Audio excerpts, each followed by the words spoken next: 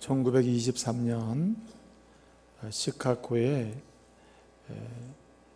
에즈와트 비치 호텔이라는 곳에 미국에서 가장 잘 나간다고 하는 CEO 9명이 모였습니다. 이들이 미국의 경제를 주도했던 사람들인데, 신문은, 그 당시에 언론 매체는 이 사건을 20세기의 신화라 해서 대서특필했습니다.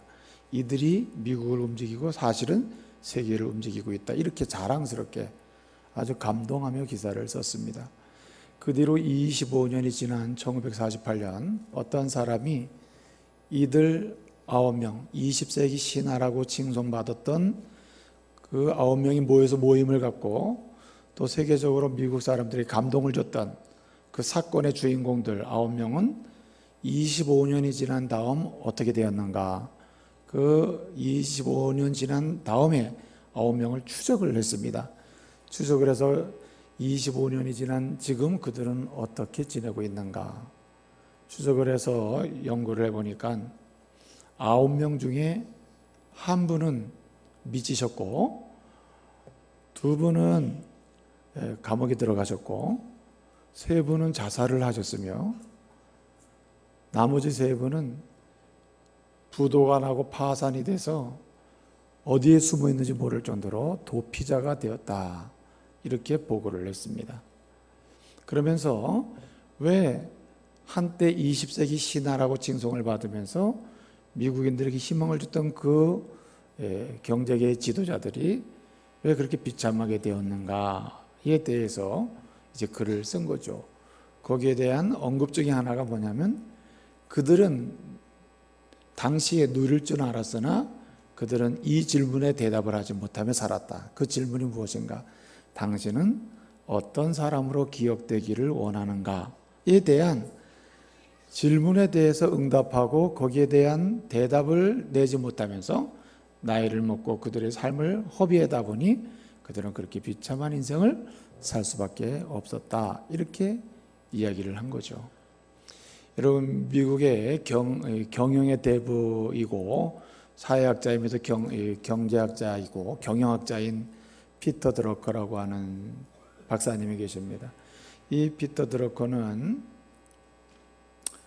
지금은 만날 수는 없지만은 그분이 굉장한 글을 많이 썼습니다. 굉장한 경제 이론이나 학설을 많이 내놨는데, 이 사람의 이론은 교육계에도 영향을 아주 많이 미쳤습니다. 이 사람이 어떻게 그렇게 경영의 대부로서 많은 이론을 내고 그것이 설득력이 있고 세계 경영학도들이나 경제계를 움직이는 사람, 심지어는 교육계조차도 그렇게 영향력을 미치는 사람이 될 수 있었는가? 거기에 대한 많은 사람들의 질문이 있었겠죠. 피터 드러커는 그런 얘기를 했습니다. 내가 여러 가지로 나의 생에 대해서 의미 있고 행복한 인생, 그리고 뭔가 영향력 있는 인생을 살고 있는 내 인생에 대한 대답을 할 수 있겠지만, 내가 한 가지 분명하게 대답할 수 있는 것이 있다. 그것이 뭐냐면, 나는 13살부터 지금까지 한 가지 질문에 항상 대답하며 살아왔다. 그 질문이 뭐냐면, 뭐라고요? 나는 어떤 사람으로 기억되기를 원하는가? 여기에 대한 대답을 항상 하면서 살았다는 겁니다. 그가 어릴 때 어떤 사람이, 어떤 목사님이 강연을 하게 됐는데, 그 목사님이 그런 질문을 하면서 설교를 했답니다. 여러분들은 앞으로 어떤 사람으로 기억되기를 원하십니까? 여러분들은 앞으로 가정에서, 직장에서, 여러분의 동료들에게, 친구들에게, 여러분이 사는 그 지역사회에서 어떤 사람으로 기억되기를 원하십니까? 여기에 대한 대답을 할 줄 아는 사람은 의미 있고 행복한 인생을 사는 사람이고 정말 영향력 있는 삶을 사는 사람이다, 이렇게 얘기를 해줬다는 거예요. 그 뒤로 감동을 받아서 피터 드러커는 계속 그런 질문에 대답을 하며 살다 보니 사실은 영향력이 있고 또 의미 있고 행복한 인생을 살게 되었다는 것이죠. 사랑하는 믿음의 가족 여러분, 여러분들은 여러분의 가정에서 여러분의 자녀들에게, 또 여러분의 후손들에게, 후대에게, 여러분의 가문에서, 또 하나님의 교회에서, 직장에서, 여러분을 알고 있는 많은 사람들에게, 여러분의 동료들에게, 친구들에게 어떤 사람으로 기억되기를 원하십니까? 피터 드러커는 그런 얘기를 했습니다. 50대가 돼도 여기에 대한 대답을 하지 못하고 있다면 그 사람은 지금 실패하고 있는 인생일 것이다. 아니, 스스로 성공했다고 하더라도 결국 자세히 들여다보면 성공하지 못한 인생을 살고 있다. 그렇게 이야기를 했습니다. 여러분은 많은 사람들에게, 후대에, 여러분의 후손들에게, 자녀들에게, 가정이나 직장이나 삶의 공동체에서 어떤 사람으로 기억되기를 원하십니까? 여기에 대한 대답을 할 수 있는 귀한 시간 되기를 말씀으로 축복합니다. 솔로몬은 이렇게 얘기합니다. 우리는 어떤 사람으로 기억되어야 하는가?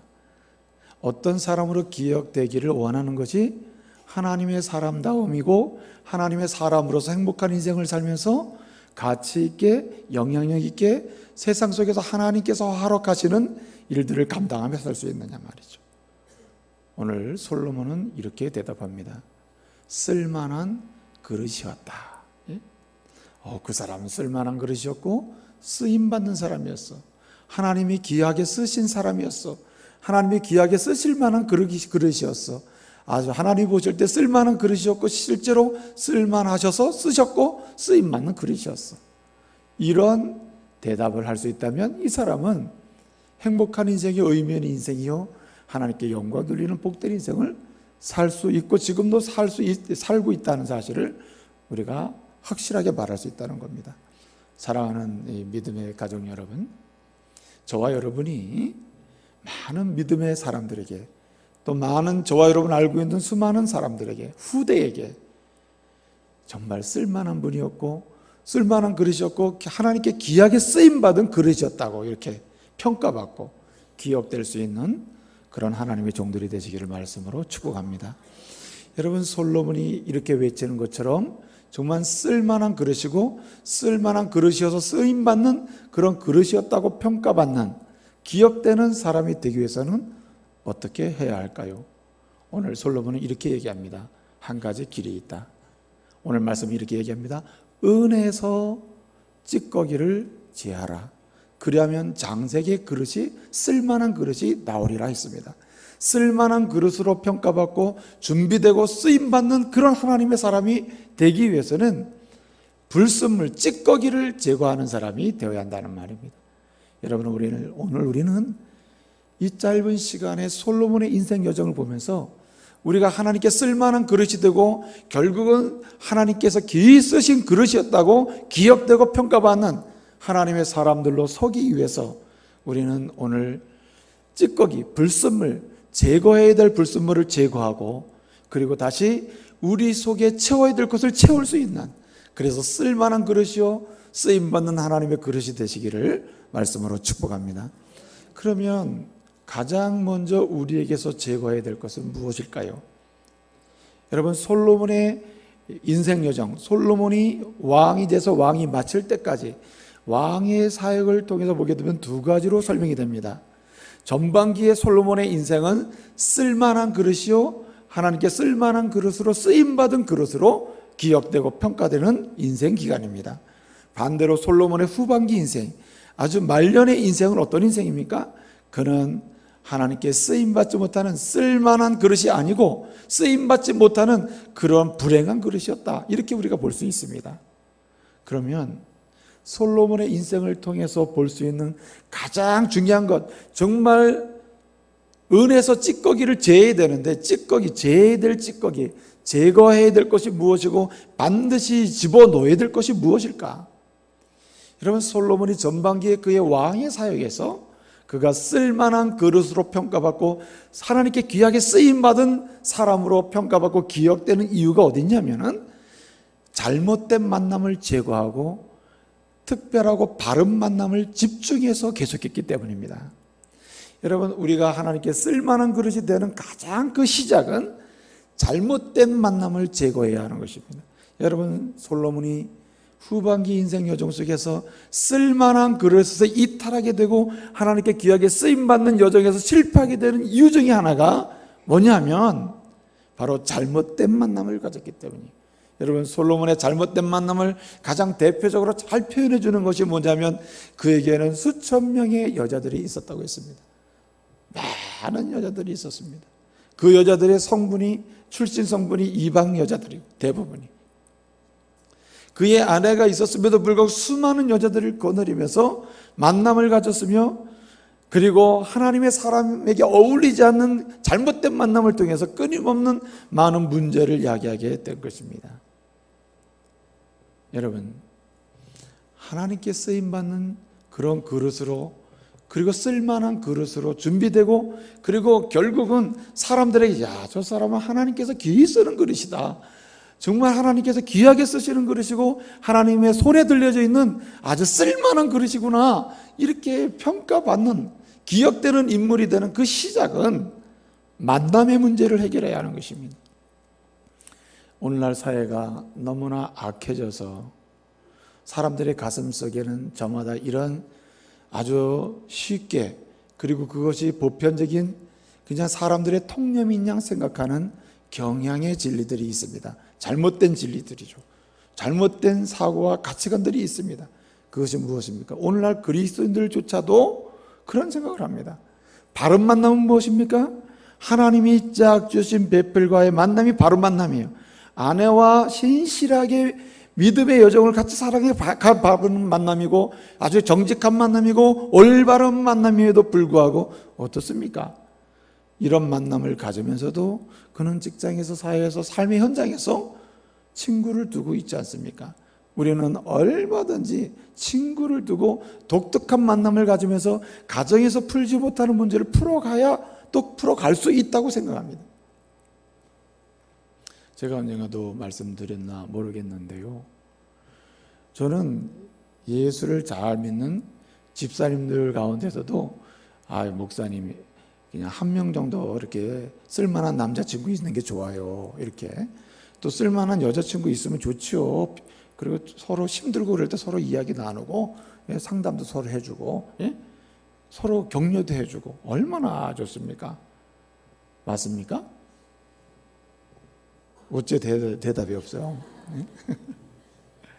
여러분, 이러한 잘못된 만남에 관한 가치관이 오늘 그리스도인들 가슴속에도 어느덧 자리를 잡고 들어와 있다는 거죠.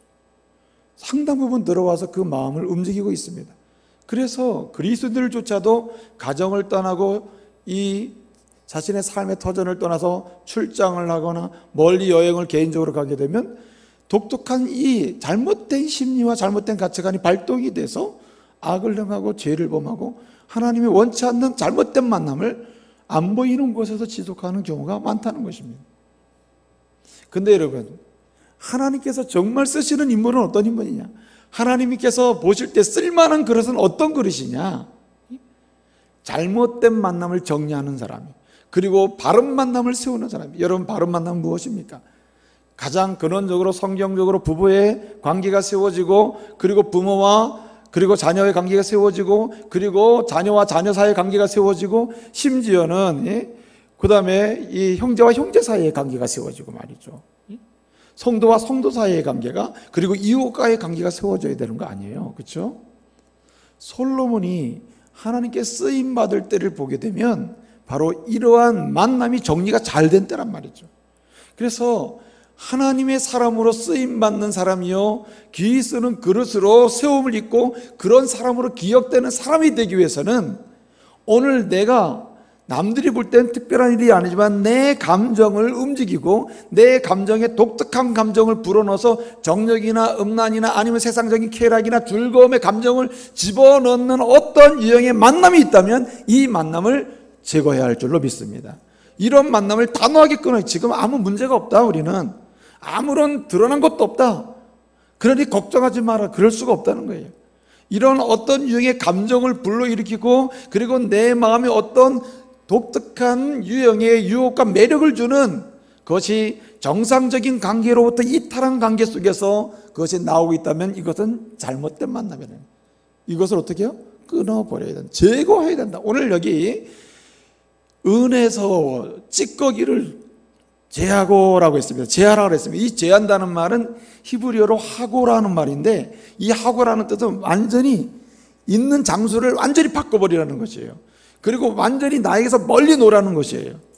그러니까 관계를 완전히 정리하고 끊어버리지 않으면 또 다시 어떻게 해요? 어느 순간에 내 마음의 매력으로 다가와서 정상적인 관계와 만남 속에서 누리는 것 이상의 야릇한 독특한 그런 기쁨과 야릇한 감정을 느끼게 만드는 또 다른 만남, 잘못된 만남이 시작될 수 있다는 거예요. 그러니까 어떻게 합니까? 확실하게 끊어버려야 한다는 거예요. 그렇기 때문에 확실하게 끊기가 쉬워요, 안 쉬워요? 예? 안 쉽다고 하는 분들을 보니까 다 있는 모양인데 예? 사실 어려워요. 어렵기 때문에 바른 만남을 강화시켜야 되는데 이 바른 만남은 어디서 이루어지느냐? 따라합시다. 예수님과의 지속적인 만남. 예수님과의 지속적인 만남, 예수님께 전적으로 의탁하는 예수 중심의 만남을 이루어갈 때에 바른 만남은 확장돼 가고 잘못되고 어긋난 만남은 점점 약화된다는 말입니다. 여러분, 마틴 버버라고 하는 20세기 철학자이면서 신학자인데요, 아주 거장 중에 한 사람이었습니다. 이 사람은 대화의 철학을 주장했어요. 대화의 철학. 근데 여러분, 사람이 대화를 하는 게 인간의 실존이라는 건데, 인간의 모습의 실존은 대화에 있다. 그러면 대화라는 인간의 실존은 어디서 존재하죠? 만남에서 존재하는 거거든요. 그래서 인간은 만남의 삶이 인간의 실존이라 했습니다. 그래서 만나는 곳에서 대화가 일어나고 거기서 기적이 일어날 수도 있고 거기서 굉장한 불행한 사건이 일어날 수도 있다는 거거든요. 그렇기 때문에 이 마티 부부는 그런 얘기를 했습니다. 인간에겐 두 가지 만남이 있다. 어긋난 만남이 있고, 그리고 희망을 주는 정상적인 만남이 있다는 거예요. 근데 아무리 사람이 부부와의 관계에서, 부모와의 관계에서, 자녀와의 관계에서, 그리고 직장 동료와의 관계에서 바른 만남, 올바른 만남, 정상적인 만남을 가지려고 해도 인간의 본성이 악하기 때문에 이게 잘 안 된다는 거예요. 그래서 한순간에 어긋난 만남이며 잘못된 만남으로 나감으로써 쓸만한 그릇을 이탈하게 된다는 거예요. 그러면서 여러분, 마틴 부부는 그런 얘기를 했습니다. 오늘 솔로몬의 이야기인데요, 어떻게 얘기했냐면, 그러므로 하나님께서 기대하시는 바른 만남을 통해서 그릇된 길에서 떠나고 쓸만한 그릇으로 세워지고, 그리고 쓸만한 그릇으로 쓰임받는 사람이 되기 위해서는 예수 그리스도와의 지속적인 만남이 필요하다. 예수님과의 만남이 가장 근원적으로 이루어져야 한다는 거예요. 예수님과의 만남이 지속적으로 이루어지는 동안은 다른 모든 연약한 만남은 정상으로 돌아와서 어그러진 만남이 정상적인 만남으로, 바른 만남으로 다 돌아오게 된다는 거예요. 여러분, 보통 그렇게 좋은 믿음의 부부들, 서로 관계가 좋다고 하는 부부들조차도 어떤 생각을 가지고 있냐면, 나 때문에 저 사람이 저만큼 됐다고 하는 생각을 종종 가지고 있습니다. 그래서 종종 저는 그런 말씀을 듣습니다. 목사님, 저 사람이 나 만나가지고 예수 믿고 나 때문에 저만큼 출세한 거라고 이렇게 얘기하거든요. 여러분, 그게 사실입니까? 아니에요. 누굴 만나서? 예수 만나서 변한. 여러분, 지금 저와 여러분이 현재 인격 정도라도 와 있는 것은 사람 누구를 만났기 때문이 아니라 누굴 만남으로? 예수를 만남으로 오늘 여기까지 와 있는 거예요. 여러분, 그런 얘기가 있잖아요. 클린턴 대통령이 그 대통령 재임 시절에 사랑하는 아내 힐러리와 함께 말이죠, 조용히 둘이서 여행을 했답니다. 그러니까 민정 시찰이랄까요? 민간 시찰, 자유로운 복장을 하고 저쪽 가게 됐다는 겁니다. 시골을 탐방을 하는데 기름이 떨어진 겁니다. 그래가지고 어떤 주유소에 들어갔대요. 근데 마침 그 주유소에서 일하고 있는 기름을 넣어주고 있는 그 사람이 힐러리의 대학 동창인 거예요. 예? 클린턴 대통령 부인의 대학 동창이에요. 근데 알고 보니까 힐러리가 대학 다닐 때 굉장히 친하게 지난, 더 긴밀히 아주 좀 이렇게 굉장히 보이프렌드로 그렇게 지냈던 사람이라는 거예요. 그게 너무 반갑잖아요. 그러니까 그 힐러리가 뭐 이렇게 많은 얘기를 했겠죠. 그러니까 클린턴이 차 안에서 멀쩡하게 바라보고 있었대요. 그래서 너무너무 즐겁고 재밌게 얘기를 하더라는 거예요. 그건 짜증이 좀 났겠죠. 그래서 차에 탄 거입니다. 타면서 가면서 클린턴이 얘기를 한 거예요, 힐러리에게. 당신 저 사람이랑 결혼했으면 지금쯤 뭐 하고 있어요? 주유소에서 기름 넣고 있지 않겠느냐. 당신 나 만나가지고 영부인 되지 않았냐. 이렇게 얘기를 한 거예요. 그랬더니 힐러리가 하는 말이 천만에요. 저 사람이 대통령이 됐겠죠. 그렇게 얘기했다는 거예요. 사람은 나 때문에 누가 됐다고 하는 이런 생각을 가지고 있습니다. 굉장히 행복한 부부도 그런 생각과 자기 주장적인 주관적 가치관에 사로잡혀 있는 경우가 많아요. 그런데 이것은 어디서 기인하냐 하면 잘못된 만남의 가치관에서 오는 거예요. 솔로몬은 말하는 것입니다. 아무리 현상적으로 눈에 보이기에 아름답게 보여도 따지고 들어가면 잘못된 만남의 관계를 가지면서 부부관계를 한다든가, 잘못된 만남의 관계 속에 있으면서 부모와 자식 관계를 유지하고 있다든가, 잘못된 만남의 관계 속에서 이웃과의 관계를 추구해가는 사람이 있다는 거예요. 그럼 어떻게 되느냐? 이것을 정상으로 돌려놓고 바른 만남으로 돌아가야 하나님께서 보실 때 순결한 그릇으로서 어떻게 해요? 귀하게 쓰는 쓸만한 그릇이 된다는 거예요. 그렇기 때문에 솔로몬은 우리에게 알려주는 거죠. 그의 생애가 알려주는 게 무엇입니까? 그렇기 때문에 예수를 어떻게 만나요? 지속적으로 만나요. 그 지속적으로 만난다는 말은 전적으로 자신을 완전히 의탁하면서 날마다 주님의 손이 아니면 내 인생은 진행될 수 없다고 고백하는 거예요. 할렐루야. 그럴 때 하나님은 이 사람을 쓰신다는 거예요. 이게 쓸만한 그릇이라는 거죠. 여러분, 솔로몬이 말이죠, 처음에 왕이 됐잖아요. 솔로몬이 왕이 돼서 한 일이 뭐가 있죠? 제일 먼저 왕으로 딱 취임했을 때 그는 뭐가 됩니까? 일천번제를 드립니다. 일천번제. 여러분, 일천번제를 아시죠? 일천번제는 어떻게 하는 게 일천번제죠? 대답해 보세요. 일천번제가 뭡니까? 일천번제란 여러분이 오해하는 것처럼 일천일을 매일마다 소 잡아드리고 뭐 잡아드리고 번제를 드리는 게 아니라, 원래 원문의 의미는 뭐냐면 1,000마리의 번제물을 드려서 하나님께 예배하는 것을 가리킵니다. 단번에 드리는 1,000마리의 제사를 생각해 봐요. 예배를 생각해 봐요. 1,000마리의 소를 잡았다 생각해 보세요. 이거는 장난이 아니죠. 한마디로 한 개인으로 놓고 보면 자신의 모든 소유를 다 내놓는 것을 의미합니다. 자신의 모든 인격과 삶을 다 맡기는 것을 의미해요.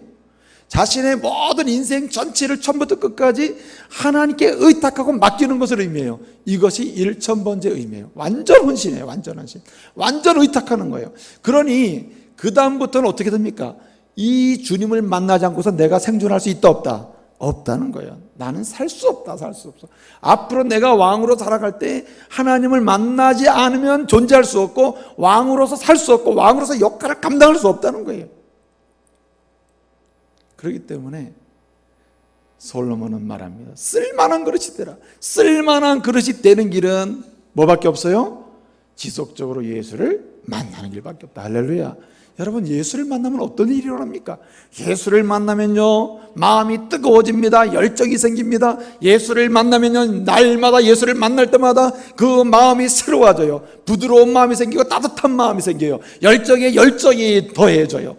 예수를 날마다 지속적으로 만날 때에 우리의 눈이 열릴 뿐만 아니라 날마다 새로운 안목과 세계가 가치관이 생겨요. 한마디로 눈이 열려요. 인생의 눈이 열려요. 경제의 눈이 열려요. 아니면 영적인 눈이 열려요. 육체의 눈이, 세상을 보는 눈이 열리게 되는 것입니다. 그러므로 눈이 열린 자를 하나님이 쓰신다니까요. 눈이 닫힌 자를 어떻게 하나님이 쓰시겠어요? 하나님이 쓰실 만한 그릇은 세상을 보는 눈이 열려있고 영적인 안목이 열려있는 사람을 하나님의 교회에 세워서 쓰시는 것이고, 지역사회와 세계와 열방을 위해서 하나님께서 세워서 쓰시는 거예요. 누굴 만난 사람의 눈이 열립니까? 예수를 지속적으로 만나는 사람은 만나는 것만큼 만나는 수준과 만나는 과정과 만나는 절차를 통해서 그의 눈이 열리게 되는 거예요. 여러분, 예수를 만나면, 예수를 지속적으로 만날 때에 능력이 생깁니다. 주님이 힘을 주셔요. 그렇기 때문에 마땅히 해야 될 일을 할 수 있는 증인의 삶이든가 선포의 삶이라든가 외치는 삶이라든가 하나님의 영광을 드러내는 삶을 살 수가 있게 돼요. 이런 사람을 주님이 어떻게 해요? 쓰실 만한 그릇으로 인정하고 그를 쓰게 되는 거죠. 여러분, 그래서 사도 바울은요, 예수님을 만나기 전에는 그가 얼마나 많이 만났습니까? 그는요, 사도 바울은 예수님을 만나기 전에는 그는 사람들과의 만남을 통해서 자신이 뭔가 할 수 있다고 생각했어요. 그래서 쓰임받는 그릇이 될 수 있다고 생각했어요. 그래가지고 그는 수많은 랍비를 만나고, 예루살렘에 올라오면 랍비를 만나고 산헤드린 공회원을 만나고 자신의 앞가림을 해보려고 무진 애를 썼습니다. 그런데 여러분, 그가 예수님을 만나니까 어떻습니까? 아, 이게 다 잘못된 만남이구나, 정리를 하셨습니까? 그리고 끊임없이 예수를 만나는 가운데 그의 눈이 떠요. 여러분, 굉장히 상징적인 일입니다만은 그가 예수님을 처음 만났을 때 눈이 감겼다가 진정으로 예수를 지속적으로 만나고 진정으로 만나는, 세례를 받고 진정으로 만나는 과정에서 뭐가 뜨죠? 눈이 떼어지잖아요. 열리잖아요. 그리고 뭘 받아요? 성령의 능력을 받아서 그는 세계에 쓰임받는 그릇이 되잖아요. 그렇습니다, 여러분. 예수를 지속적으로 만나는 사람, 기도하는 가운데 만나고, 예배하는 가운데 만나고, 말씀을 사모하는 가운데 예수를 지속적으로 만나는 그 사람, 그 사람에게는 능력이 부여되고 눈이 열리고, 그리고 가슴이 뜨거워져서, 이런 뜨거운 사람을 하나님께서 어떻게 해요? 준비된 그릇이 쓸만한 그릇이라 인정하시고 그를 쓰셔서 하나님께 쓰임받는 인생으로 기억되게 하시는 겁니다. 솔로몬의 전반기 인생을 보게 되면 그는 하나님께 귀하게 쓰임받은 인생으로 기억돼요. 거기에는 어떻습니까?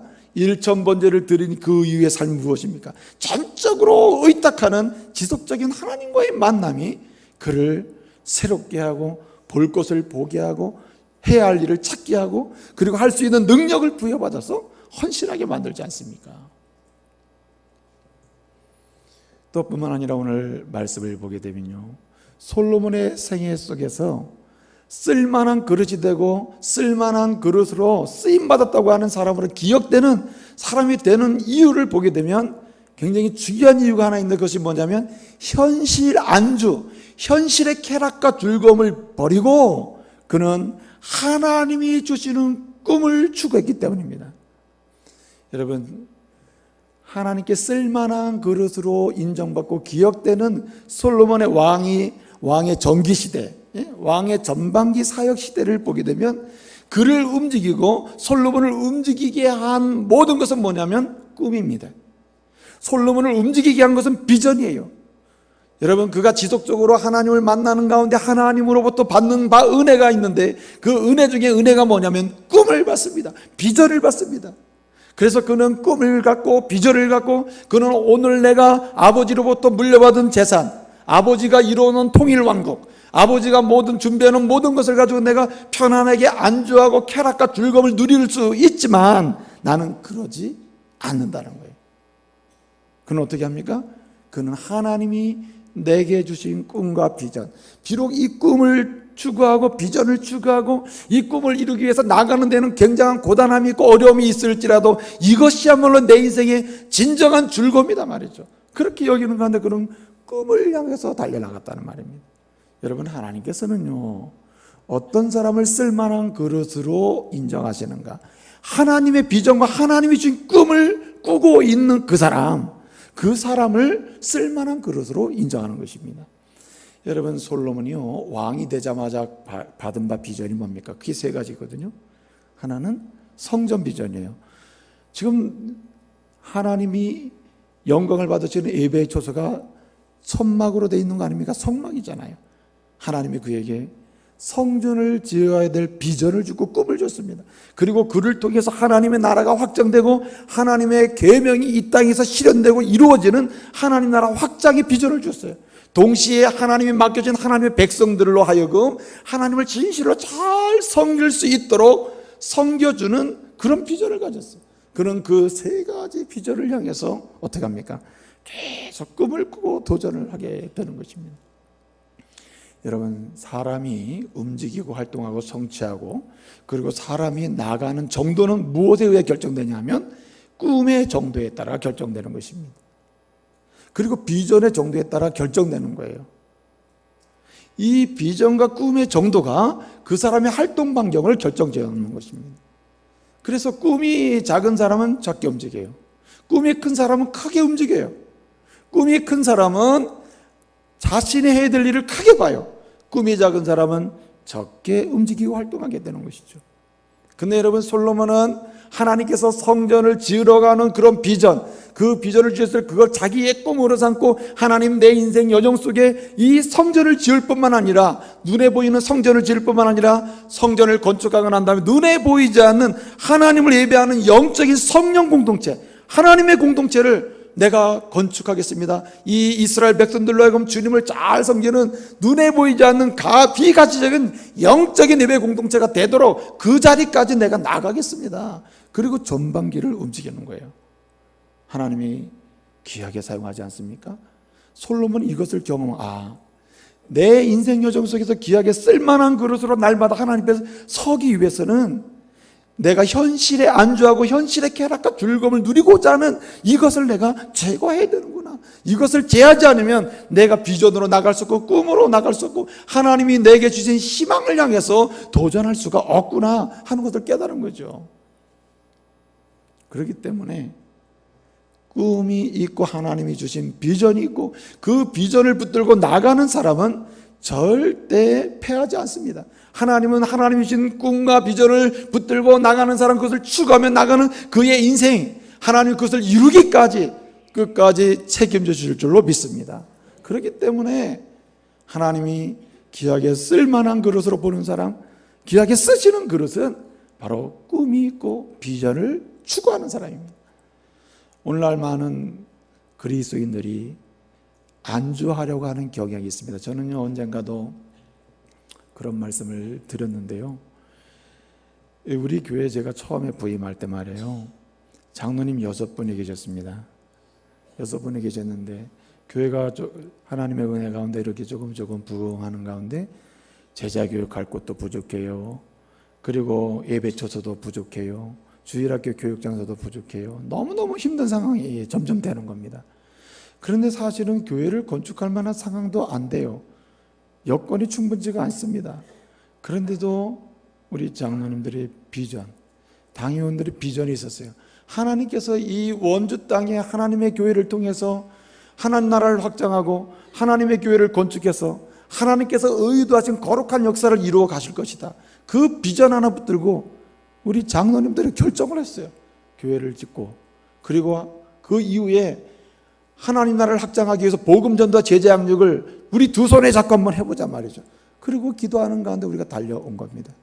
여러분, 하나님이 누구를 쓰십니까? 여러분 보세요. 그렇기 때문에 항상 세 번째 단계로 나가게 되는 것입니다. 그 세 번째 단계가 뭐냐면, 하나님께서 쓸만한 그릇으로 인정하고, 그리고 하나님이 귀히 쓰시는 그릇이었다고 평가받을 만한 이런 사람이 되는데 세 번째 조건이 필요한데, 그게 뭐냐면 오늘 솔로몬이 보여주는 바 의심을 버리고 확신으로 사는 것입니다. 그래서 여러분, 비전을 가진 사람, 꿈을 가진 사람은 뭘 버리느냐? 의심을 버립니다. 될까? 충분할까? 이러면 문제가 없을까? 이러지 않는다는 거예요.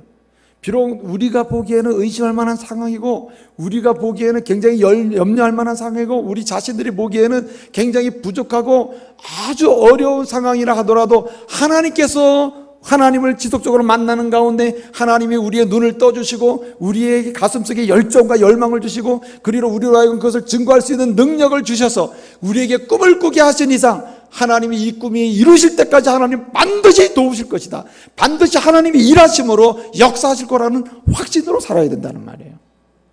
여러분, 왜 꿈이 있음에도 불구하고 어떤 사람은 쓸만한 그릇으로 쓰임받지 못합니까? 꿈이 있다고 논하는 일은 많이 하고 비전이 있다고 이야기는 많이 하는데 왜 쓰임받지 못합니까? 확신이 없기 때문이에요. 하나님이 주신 이 비전을 이루기까지 하나님이 반드시 도우실 거라고 하는 확신이 없기 때문에 도전을 할 수가 없는 것입니다. 여러분, 링컨이 말이죠, 여러분 워싱턴에 가면은 링컨이 그렇게 애용하고 사랑했던 성경책이 있는데, 그 어떤 특정 지역에 이 손가락 자국이 많이 남아 있답니다. 근데 그 손가락 자국이 많이 남아있던 부분에 성경을 펴보면 거기에 말씀이 어디냐면 시편 34편 4절이라는 말씀이에요. 한번 다 같이 읽어볼까요? 시편 34편 4절 다 같이 한번 펴서 읽어봅시다.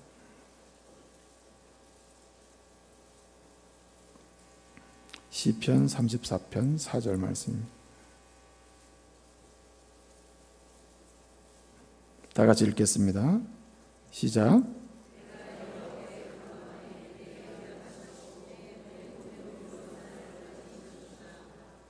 아멘. 내가 여호와께 뭐함으로? 간구하며 여호와께서 뭐하시고? 응답하시고 내 모든 두려움에서 나를 건지셨도다. 이 말씀이 대단히 중요한 의미가 있습니다. 여러분, 링컨은요 노예를 해방시키고 하는 그런 과정 속에서 아주 중요한 일을 하게 되는 거 아닙니까? 남북을 해방시키고 말이죠. 통일시키고요. 그런 과정 속에서 성경적 가치관을 주장하게 되는데 그때 그가 한 가지 확실한 게 있습니다. 미국을 향한 비전, 세계를 향한 그의 비전을 이루어가는 데 있어서 확실한 게 뭐냐면 하나님이 내게 주신 비전인 이상 이 비전이 이룰 때까지 반드시 하나님 나를 뭐 하실 것이다? 도우실 거라는 확신이에요. 하나님이 나를 도우실 거라는 이 확신이 있을 때 우리는 어떻게 합니까? 두려움에서 자유하게 되고 그리고 담대해지게 되는 거 아니에요? 여러분, 비전을 품고 나갈 때, 꿈을 품고 나갈 때 하나님이 나를 반드시 도우셔서 하나님이 이루신다고 하는 이런 확신을 갖게 되잖아요. 여유가 있게 돼요. 마음의 풍성함이 있게 돼요. 여러분, 솔로몬이 말이죠, 성전을 다 건축하고 나서요 하나님을 찬양하고 하나님께 기도를 드립니다. 성전을 건축하는 얼마나 감사합니까? 찬양하고 감사를 드리는데 그 찬양, 솔로몬의 그 성전 건축 이후에 찬양과 감사의 기도의 핵심 주제 중에 하나가 뭐냐면, 아주 키워드 중에 하나가 뭐냐면, 이 모든 일을 누가 하셨다? 하나님이 하셨다. 하나님이 준비해 주셨으며 하나님이 건축하셨으며 하나님이 완공하셨으며 하나님이 우리로 하여금 이렇게 예배드리게 한다. 하나님이 하셨다는 고백이에요. 솔로몬이 왜 이런 고백을 할 수 있었을까요? 왜 이렇게 귀하게 본인이 쓰임받고도 이런 고백을 할 수 있었을까요? 그가 쓰임받는 그릇에 쓸만한 그릇으로 이렇게 하나님 앞에 쓰임받으면서 이 역할을 해낼 수 있었던 이유가 바로 하나님이 성전 비전을 주셨을 때, 성전 건축 비전을 주셨을 때 그는 무엇으로 시작했다고요? 하나님이 주신 이 비전이기 때문에 하나님이 비전을 주신 이상 하나님이 이 비전을 성취하는 과정 속에서 반드시 하나님 뭐 하신다? 도우실 거라고 하는 확신이에요. 확신으로 그 일을 했으며 그렇게 나갈 때 하나님이 쓰셨을 때 그 역사가 이루어진 것을 경험했으니까 그는 간증을 하는 거예요. 아, 그렇구나. 하나님이 다 하시는구나. 하나님이 모든 일을 주도하시고 이루어가시고 역사하시는구나. 이것을 경험한 것입니다. 여러분, 하나님께서는 자신을 지속적으로 만나면서 하나님을 통해서 은혜를 받고 눈을 뜨고 마음이 뜨거워지고 그리고 열정이 생기고 그래서 하나님의 주신 비전을 자신의 꿈으로 삼고 도전하는 그 사람에게 하나님은 반드시 그 일이 되도록 도우셔서 일을 이루어 가시는 것입니다. 그러니까 이런 하나님을 확신하면요 마음이 굉장히 너그러워지는 거죠. 마음이 넓어지는. 그래서 열왕기상 4장 29절을 보게 되면 솔로몬이 가졌던 마음을 뭐라고 그러냐면 넓은 마음이라고 그래요. 넓은 마음. 하나님께서 하나님이 반드시 도우심으로 이 모든 일을 이루실 것이고 내 왕의 사역을 성취하실 것이며 하나님이 도우심으로 내 모든 인생을 주님이 이루어 가실 거라고 하는 확신 속에 그가 일을 진행할 때 하나님은 그에게 뭘 주십니까? 넓은 마음을 주죠. 여유가 있게 만들어 주세요. 하나님은 넓은 마음을 주사 바다의 모처럼 모래같이 하셨다 그랬어요. 모래같이. 여러분, 바다의 모래를 셀 수 있습니까? 셀 수 없잖아요. 하나님께서 그 마음을 얼마나 포용성이 강하고 수용성이 강하고 또 용납할 수 있고 모든 것을 극복할 수 있는 마음을 주셨는지 그렇게 넓은 마음을 주심으로 솔로몬은 그야말로 샬롬을 경험하는 사람이 됐다는 말입니다. 여러분, 어떠한 상황 속에서도 하나님이 주신 비전을 꿈꾸는 가운데 하나님이 도우심으로 성취될 것을 확신하시길 바랍니다. 그 확신이야말로 우리를 여유롭게 만들어놔요. 담대하게 만들어놔요. 풍성한 자유로움을 우리에게 주게 만든단 말이죠. 여러분, 하나님이 도우신다고 하는 이런 확신이 없이 어떤 일을 해나갈 때마다 얼마나 마음이 조급해요. 예? 얼마나 분투합니까? 얼마나 지극히 작은 일에 가지고도 감정이 상해서 움직이고 싸우게 됩니까? 그러나 여러분, 하나님이 도우신다고 하는 확신이 딱 있으면, 확신을 가지고 믿음으로 신뢰하고 도전하면은 우리는 두려움이 없는 거죠. 염려가 없게 돼요. 예? 담대하게 나가는 거죠. 여러분 보세요. 갈렙이 말입니다. 85세의 노구에 아무도 하기 싫어하는 헤브론을 정복하겠다고 나섰습니다. 그가 여호수아에게 말하잖아요. 내게 이 산지를 주십시오. 내가 이 산지를 정복하겠습니다 얘기하잖아요. 근데 여러분, 갈렙이 무슨 배짱으로 그 일을 하게 됩니까? 그리고 결국은 갈렙이 하나님께서 보실 때 쓸만한 그릇으로, 그리고 오늘 우리에게도 쓰임받은 그릇으로 기억되고 있잖아요. 왜 그렇습니까? 그는 내 나이나 내 상황으로 보게 되면 지금쯤은 전원주택 짓고 그저 편안하게 살다가 인생 마감해야지 하면 그러면 좋겠다는 그런 나이지만은 그는 그러지 않았다는 거예요. 지속적으로 하나님을 만나는 가운데서 내 나이 85세지만 이 85세에 해당되는 꿈이 있으며 내 연령에 해당되는 하나님이 주시는 비전이 있으며 그 비전을 내가 찾아서 하나님이 도우심을 확신하면서 나는 오늘도 도전하리라. 할렐루야. 그렇게 갔을 때에 갈렙은 쓰임받는 사람이 됐다는 말입니다. 여러분, 오늘 우리 하나님이 젊은 사람을 쓰십니까? 20대만 쓰십니까? 30대만 쓰십니까? 아닙니다. 여러분, 예수님을 만난 사람은 그 사람이 창녀든 세리였든, 그 사람이 군인이었든 병사였든 병든 자였든 죽을 병이 걸렸든 안 죽은 자였든 상관없이 예수님을 만나고 지속적으로 예수님을 만난 사람들, 그 사람들은 어떤 신분과 상황에 있었던지 간에 그들은 하나님께 쓸만한 그릇으로 변화되고 그리고 역사에 쓸만한 그릇으로 쓰임받았다고 기억되고 있지 않습니까? 왜 그렇습니까? 그들이 예수를 만나기 전에 모든 상황과는 상관없이 그들은 예수를 만나고 지속적인 만남을 통해서 그들은 새 힘을 얻고 눈을 뜨고 능력을 얻고 열정을 소유하게 되고 그리고 하나님 주신 꿈과 비전을 가지고 도전하여 나가지 않습니까? 그러는 가운데 여러분, 하나님은 반드시 하나님 주신 내게 주신 꿈을 이룰 때까지, 비전을 성취할 때까지 반드시 하나님이 나를 뭐 하실 것이다? 도우실 거라는 확신으로 나가지 않습니까? 그래 여러분 보세요. 창녀였던 마리아가 어떻습니까? 그는 결국 하나님께, 예수님께 얼마나 귀하게 쓰임받는 사람이 됩니까? 부활을 보는 사람이 되지 않습니까? 십자가 현장까지 나가는 사람 되지 않아요? 누가 그 여자를 보고 너는 창녀였으므로 형편없는 여자라고 누가 지탄합니까? 오히려 그는 쓸만한 그릇이 되었으며 하나님께 쓰임받은 인생으로 우리에게 기억되고 야, 참 본받아야 되겠다 그런 마음을 갖게 되지 않습니까? 오늘 우리의 상황이 어떻습니까? 오늘 우리의 상황이 창녀 같은 상황입니까? 아니면은 세리 같은 상황입니까? 아니면 죽었던 나사로의 상황입니까? 아니면은 중풍에 걸린 그런 심각한 움직이지 못하는 상황입니까?